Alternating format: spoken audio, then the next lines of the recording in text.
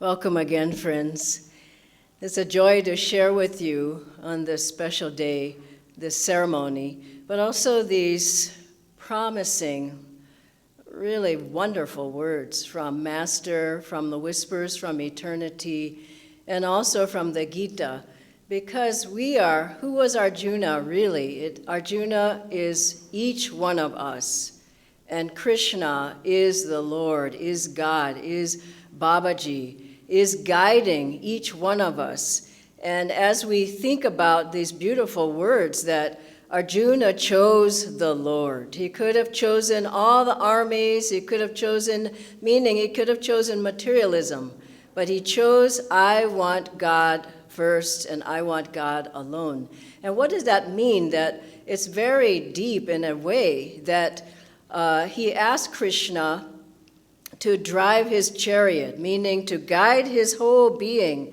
The 5 horses are symbolic of the 5 senses.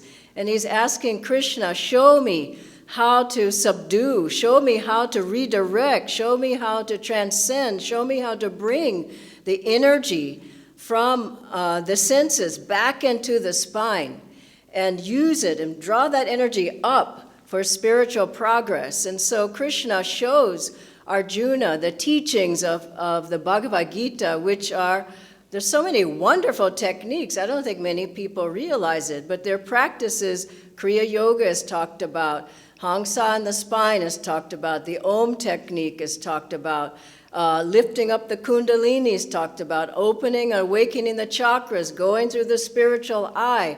Of course, there are many other things, Seva and Satsang and all the other ways of the path that we need to follow.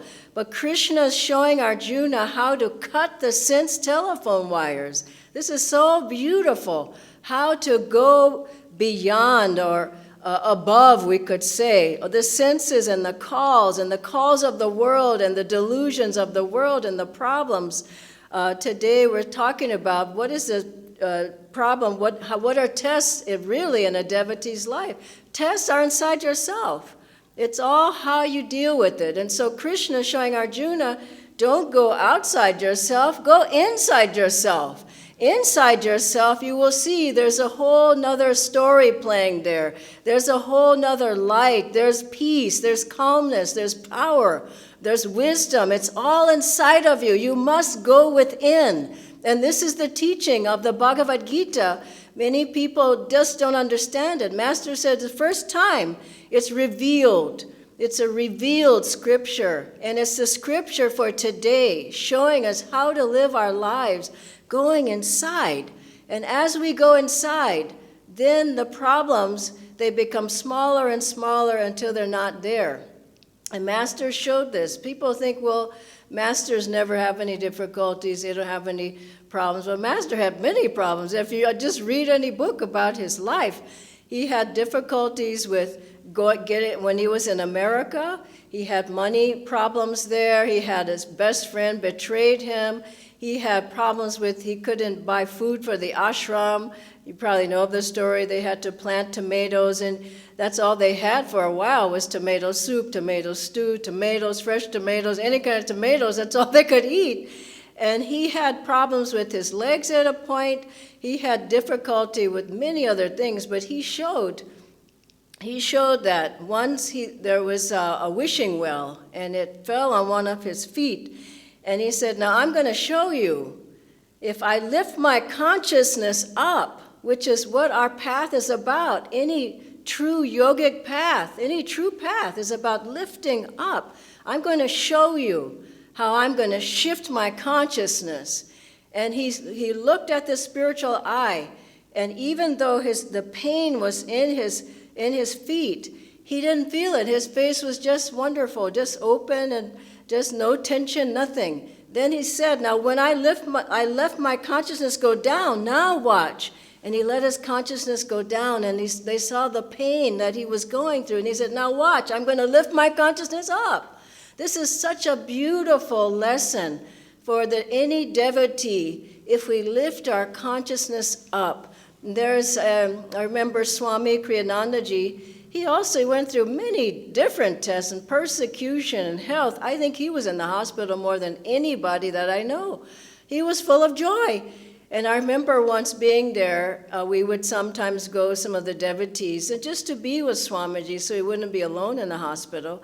So a couple of us were there, and Swamiji was asleep.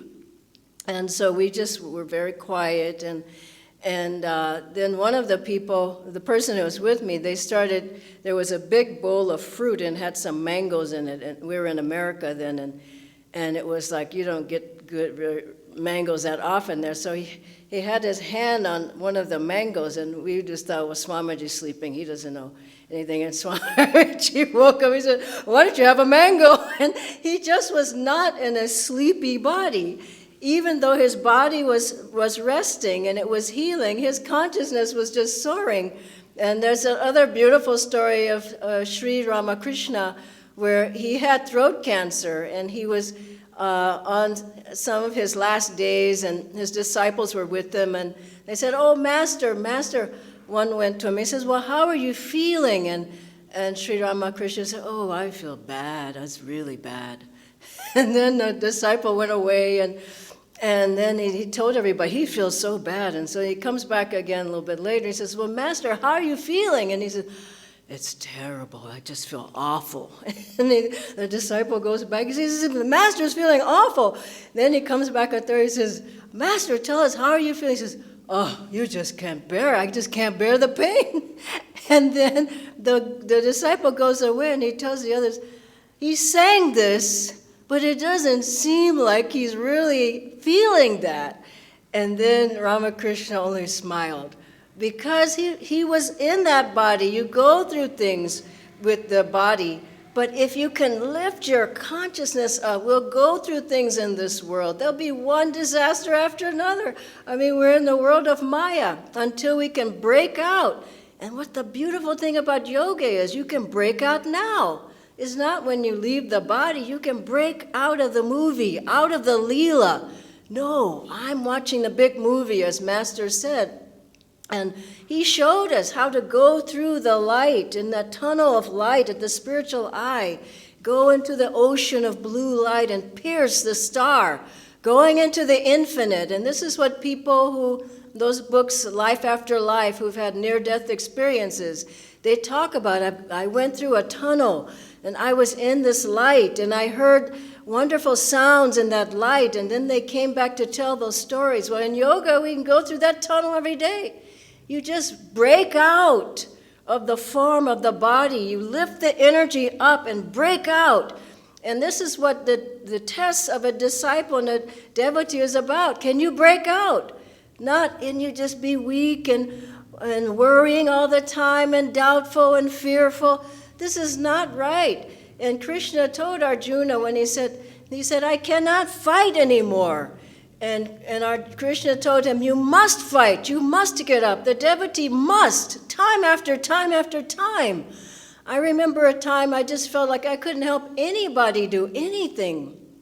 And Swami Kriyanandaji told me, this is the time now, you need to get out and help people. I just thought, how can I help anybody? And he was so right.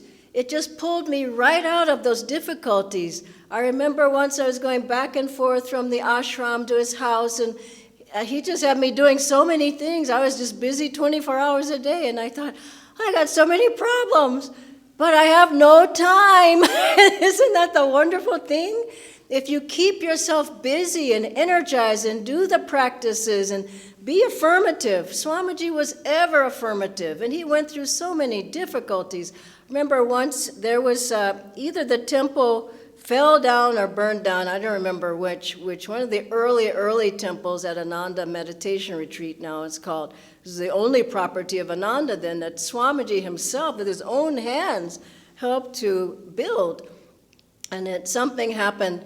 And so Swamiji was lying near the temple. He had his sleeping bag there after the disaster happened. And someone went, I think it was Jyotishji, went near him to try to console him. He said, oh, Swamiji's going to need our support and our help. And he goes near and he hears Swamiji just very quietly saying, joy, joy, joy. And he thought, how can he be saying joy? And then the next day, Swamiji goes to the local store, and he was singing. And the lady who was checking him out, the counter, said, well, how can you be singing? Didn't your temple just burn down or whatever happened to it? And he said, well, I lost the temple. I didn't lose my voice. Isn't that a beautiful response? This was his training. Have you lost everything? No. Have you lost your heart's love? Have you lost God? Have you lost your soul? Have you lost your consciousness? Even when the body goes, you don't lose it. You don't lose those. You just merge like the wave merging in the ocean of light. And I was thinking another very beautiful story of Swamiji when he was going up skiing with some of the devotees at Ananda village. And the tires, it was in the snow, of course, and the tires were kind of bald. And so at a certain point, the car just started spinning around, and then the car just ran into a big bus. And the car was just demolished, and nobody was hurt. But then they get out of the car, and they do what they have to do. They get somebody to come get the car and everything, and then because Swamiji knew that car's finished. So then he looks at the bus, and he says, well, this bus is just going where we want to go. Why don't we get on the bus? I just love that spirit. So they get on the bus. So the other devotees are wondering, what about the car? They get on the bus, and the people on the bus said, well, isn't that your car over there? And Swamiji says, yes. Well, aren't you worried about your car? And he said, well, I'd be fine in 2 weeks. How come I'm not fine now? And this is the spirit of a devotee. Tests come, you just get your energy up. We have affirmations, we have healing prayers, we have energization, we have yoga postures, we have the music, we have hundreds of talks by Swamiji, masters' talks, we have guru bhais, we have places we can come to, we have online, we have absolutely everything to be able to uplift ourselves and uplift our consciousness during difficult times. And we need to do, not to shirk our responsibilities. What Swamiji said, that master, outright disaster, he would take away. From his own good karma, he would take from the disciple. Or you might think he would take some of that at least. But if you needed to learn something, he let you go through it. It wasn't, let me help you. Every time. I remember Swamiji said to me once, I was going through a difficult period, and I just said, I just don't know if I can do it, Swamiji. And he just said, Dhyana, look what it takes to find God. I was shocked. He didn't baby me one bit. Then he said, look what I've had to go through. You're going to be fine. Wow. Now that lifted me up. And that was how Master was. If you needed it to grow, you have to grow. It's your own karma. You can't run away from it. I remember I was at one satsang once, and the Acharya was saying, your karma runs after you, and it finds you. You can't hide from it. But you can strengthen yourself, so that the wife of Ramakrishna, Sharda Ma, said, if it's a devotee's karma to lose a leg, perhaps they'll get a scratch. Because your aura is so strong, the strength around you, the magnetism, the spiritual power, your guru's protection.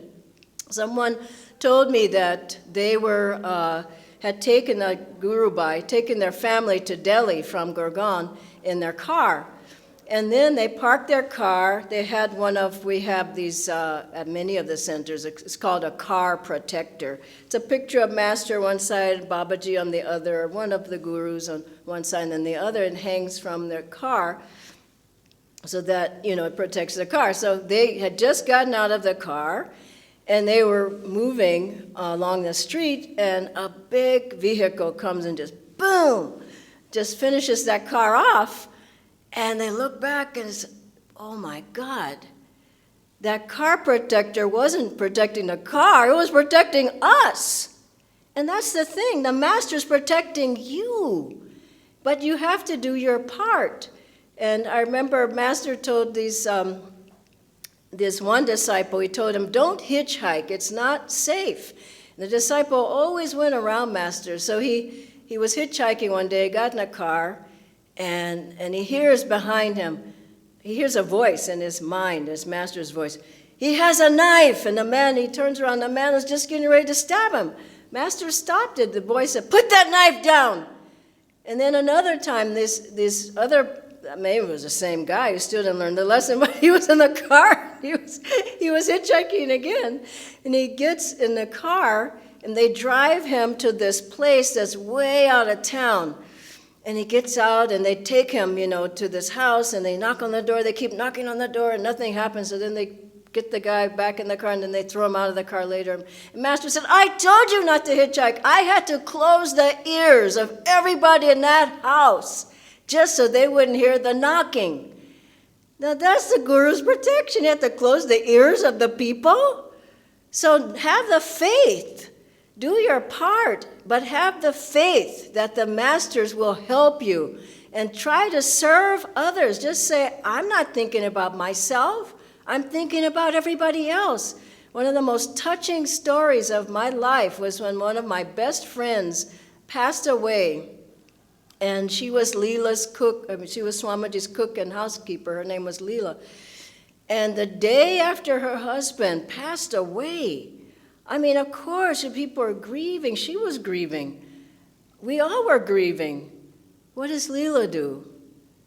She goes to Swamiji, and she says, Swamiji, all I know is to serve you.